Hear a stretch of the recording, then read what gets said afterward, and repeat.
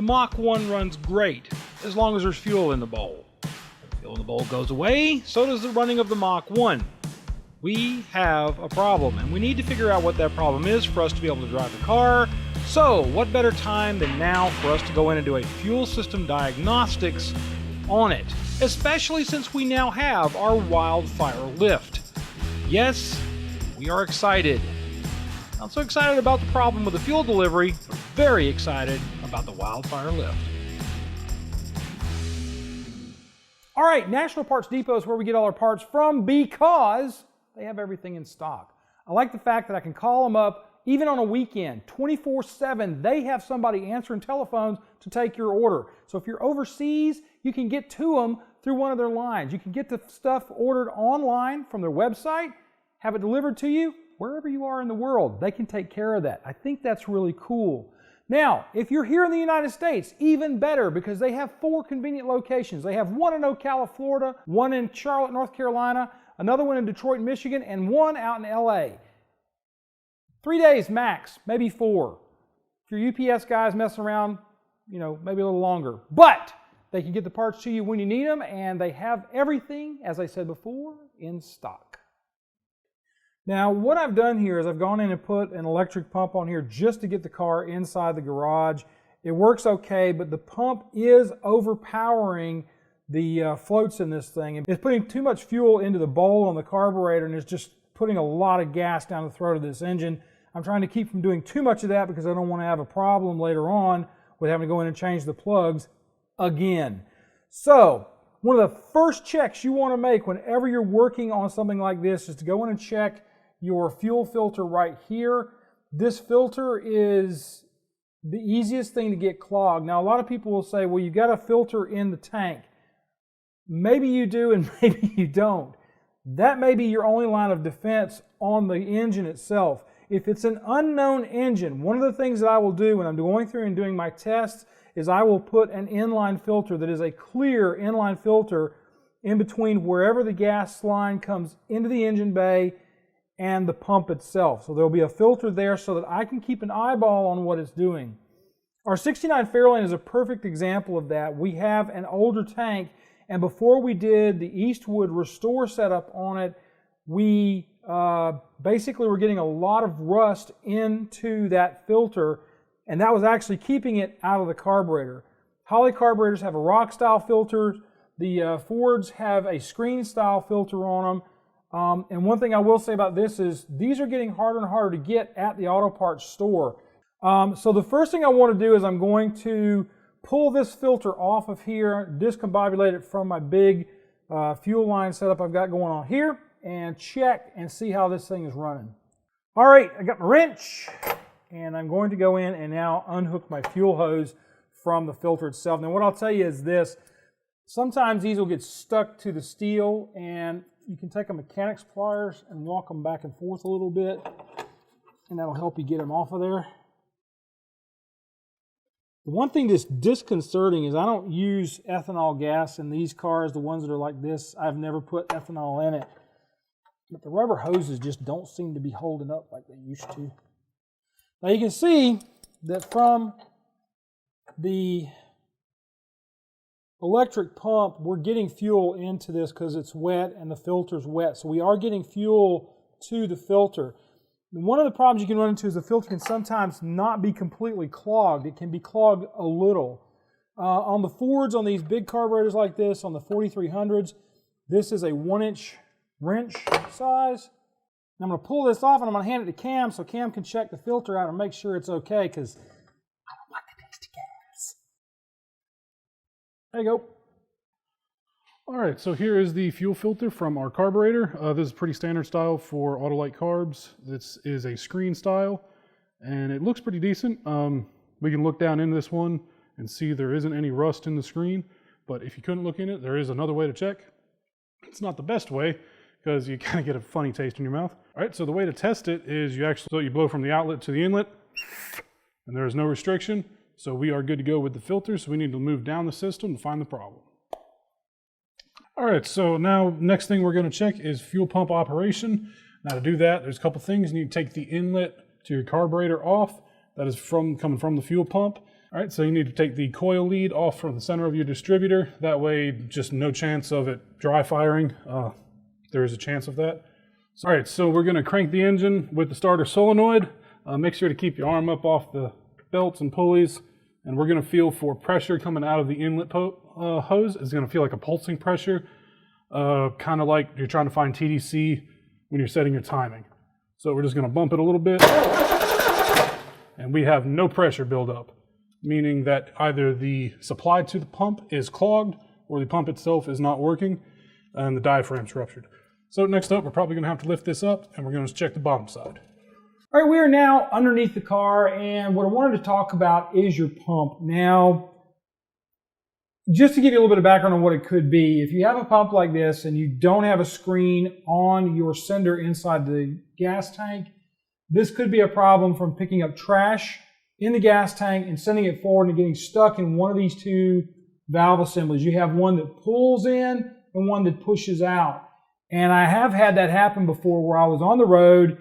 The tank probably didn't have a screen on it, and I got a piece of trash stuck inside of one of these diaphragms. When the diaphragm gets the screen, something in it, it just stops pumping. So that's probably what the problem is here. We are not going to go in and try to show you how to take this pump off from underneath here because of just how tight everything is. We've got a filter in the way, we've got a hose here, and it's just going to be, all you would see is basically my arm and hand, and that's not really all that interesting to watch. So we're going to take that off. We've got another pump. I'm going to talk about that in just a second. And then we're going to talk a little bit more after that about going further back into the system. We feel pretty darn sure it's our pump, but I'm going to talk about if it's not the pump, if the pump is putting pressure on your thumb, what you need to look for further on down the line. All right. The next thing I wanted to talk about in this is the problems you can run into with other things causing issues in your fuel system. These Mustangs all ran fuel lines either down the center tunnel or they ran their fuel lines down the outside edge here. 1967 was really actually the first year where they started doing this. Prior to that, most all of your fuel lines ran down center, and it could cause some real problems with dual exhaust cars heating that fuel up and causing vapor lock issues sometimes. But one of the things that I've seen happen on these is this is your divot for your scissor jack on these cars. Now, scissor jack is not my preferred way to jack anything up in the air, but what can happen sometimes is this can actually get pinched right here or anywhere else along the line because people will just go in and they'll put the jack wherever they want it on the outside edge of the car. I've seen cup marks a lot of times all down that side edge there. And when that happens, it's called an occlusion, and you have a bump in the line on the inside. When that happens, if there's no screen at the other end, you're going to be starting to get trash coming down through there. The trash can hit and stick, and then suddenly your fuel line goes from a 5/16 on an early car down to a 1/4 inch. If you got a 3/8 inch fuel line, you're just going to close it off to a 5/16 or smaller as more crap gets stuck on it if you don't have a screen in the tank in the back. All right, so what I'm going to do now is I'm going to go ahead and get the pump installed off camera so we can check it out from there, and then I'll go back and talk to you a little bit about what can happen inside the tank itself. I've already hit on it some, but I'm going to go ahead and final cover all that so we're just hitting all the bases. Okay? Okay. Rolly, rolly, rolly, out the door. All right, Cam has got the old pump off, and I'm pretty sure it's just trash. So we're not going to even worry about that. This one's going away. This is our new pump that we got from National Parts Depot, correct for a Cleveland. I hate the way Cleveland pumps mount. I prefer the Windsor mounting procedure because it's 2 bolts, one on either side. On the Cleveland, you have a bottom stud and a top bolt. On a car like this, it has air conditioning, power steering, all the hoses laying around. There's a lot of crap going on around this pump, and it's really hard to get to. I'll let Cam do it. He had all kinds of extensions, angle things. He probably even brought, I don't know, a voodoo princess and some chicken blood to make it work right. In any case, this is our new pump from National Parts Depot. I'm going to hand this off to Cam and let him put that in, and then we're going to go in and talk about the rest of the stuff on down the way in your fuel system in case this isn't your problem. Okay, now I'm going to talk about the last half of this equation. And that's the stuff on the outside and the inside of your fuel tank. Now, what you can do is if you're still having a fuel delivery problem, you can uncork your system from right here.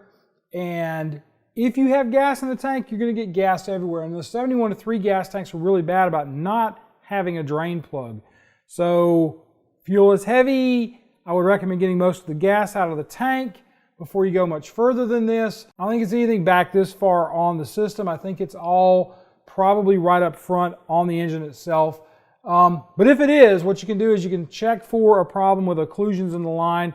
And what you'll want to do is you'll want to uncork your system from down at the other end and then back here and put an air line on this hose here, pushing toward the front, and check and see how good your air volume is coming out of the line at the other end. If you got good air volume, you know there's no occlusions or any problems inside the line. And then what you'll want to do is you'll want to check your sending unit to make sure that it's getting fuel out as well. Now, here's the thing. If you have a fuel sock on the other end of it, like you're supposed to inside the tank itself, you can run into an issue where if you put an air hose on there to see if you're getting air pressure out into the tank, you may blow the sock off the end of it. You may get your socks blown off. And if you do, then you're going to have more problems with fuel getting dirt and trash in it up toward the actual pump, and then that's where that other line could come in handy. Now you can pull the sender out by knocking this tab set around here off, pull the sender out and check it, but again, the tank needs to be empty in order to do that, or you're going to get fuel gushing out all over your arms. It's going to be an absolute mess. So that needs to be done if you want to take the sender out to check the sender. In order to check the sender, you just pull the sock off the end of it, check the sock, make sure it's not full of trash. If it is, you probably have a tank problem. An older tank can have a lot of rust and trash from years and years of use.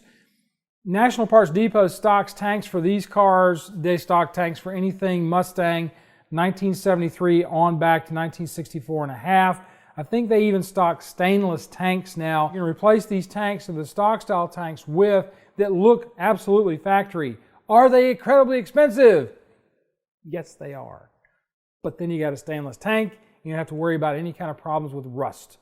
So that's that. I'm going to step out of here, and Cam and I are going to talk about what we talked about and also talk about the elephant in the room, which is our lift. How low can you go? About as low as my head. Yeah. Sure, thong. I hit my head on it earlier. Yeah. And it was wonderful because you know why? We have a lift now. First world problems. Imagine doing this in Russia without one of these. Yeah. So I neglected something last week, and I didn't realize I neglected. It wasn't really neglecting. We had a shipping mishap with our jack bridge. We have it now. And it was wonderful. We're so excited we could pee even more. Yes. Make it even a bigger puddle. We thought, and that was the other thing too, is we thought that was the jacking tray. When I talked to the guys at Wildfire, I thought that's what we were getting. Yeah. But that's actually part of the lift. When you order a lift, you get that jacking tray. Yeah. So, I mean, we got the jacking bridge now. We've got the jacking trays now. Got everything. I'm really happy with it, man. I mean, it just makes a total difference in what we're doing around here. I mean, it's going to revolutionize. We're going to be using it a lot. Yeah. And that's it. This week, we were like, you know, we got to do this. I wanted to do the fuel pump on the car, and I thought this is a really good opportunity to talk about fueling issues and things that can cause you to have a fuel starvation problem on a classic car. Because a friend of mine actually had that happen on his vehicle. And he called me up and we were talking about it. I thought, you know what, that's actually something we need to discuss because of what we had going on with this. It's a pretty common thing on old ones. Yeah, the old ones especially. New ones too, though. Yeah. You know, it was actually a late model Santa Fe, and I said, this is probably your fuel filter. When was it changed last? It's really quiet. For like, long enough that I thought, did he hang up? Yeah. But he didn't. So that's that. Now, next thing I want to talk about is what you should do after you've stopped watching this video, and that is to go in and like and subscribe to our channel. Also hit the notification bell over on the side. That lets you know anytime one of our videos pops up, and we will be doing all kind of crazy stuff over the next couple of months. We're going to be doing more Ford's Focuses. We have a new show that I'm working on with Bill Rodishin from over at 6 Round Studios. So we've got a lot coming in the future with our shows. And the other thing I wanted to talk to you about is our Patreon account, where we now have stickers. Yay. If you were a kid and you dug stickers, we're here for you. This sticker set, you get 4 stickers for a $10 a month gift to our show. This will help offset the cost of how much these stinking people around here eat whenever we are filming. We're going through pizzas worse than Pizza Hut on a weekly basis. It's horrible. They eat a lot. Feed the children. Please. Please. For 25 cents a day, you can help this poor child. This poor child. You can help us feed the children. When did I lose control of this? You can help us feed the kids if you go in and you do the $10 a month level. Now, there are lower levels than that. We have a $2 and we have another one that's $5. And we have the $10 level, which gets you the stickers and a mention on the show. If you do this $10 a month level, we'll talk about you on the show. You get the sticker set. They're really cool. One of them even says, "My car's not a problem, it's a project." Should send out ones with just that sticker. I want to do 4 of them for you. Yeah. He needs them like all over his car. We thought about putting them on the rust holes. I'm not even going to take them off the sticker. I'm just going to throw it at it. Because this is actually windshield grade vinyl. This is the stuff you put on the outside of the glass. These are going to hold up pretty well. If they don't, just know your money went to a good cause. All right, folks, that's our show for this week. I'm going to get out of here and go do something else. You guys have a great week. We'll see you next time on Autorestomod. Did I not hit my head? You're gonna sew your head. Yep, probably. I'm leaving.